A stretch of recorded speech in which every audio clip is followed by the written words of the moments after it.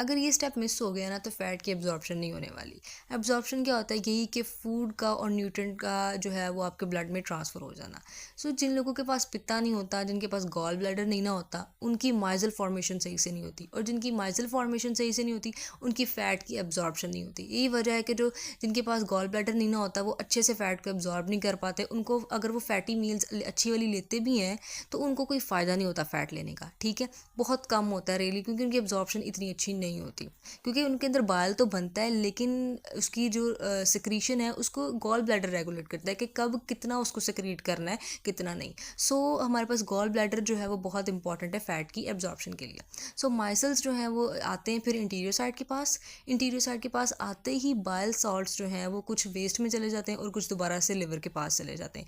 ठीक हो गया। एंड देन जो फैट होता है वो हमारे पास इंटीरियर साइड के अंदर एंटर हो जाता है। फैट में हमारे पास ये सारे प्रोडक्ट हमने पढ़े थे कि फैट सोल्यूबल विटामिन है, कोलेस्ट्रॉल है, और हमारे पास जो है वो फ्री फैटी एसिड्स और ग्लिसरॉल है। ये फ्री फैटी एसिड्स और ग्लिसरॉल दोबारा से मिलके ट्राइग्लिसराइड्स बन जाते हैं। ट्राइग्लिसराइड्स बन जाते हैं। बाकी एज इट इज़ हमारे पास फैटी सब्सटेंस रहता है।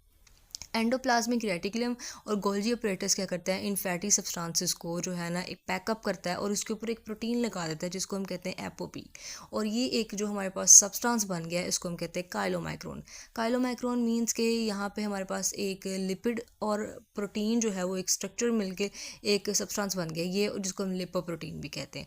और ये लिपोप्रोटीन क्या करती है, फैट को डिलीवर करती है हमारी पूरी बॉडी में, हमारी पूरी बॉडी में ट्रांसपोर्ट करती है।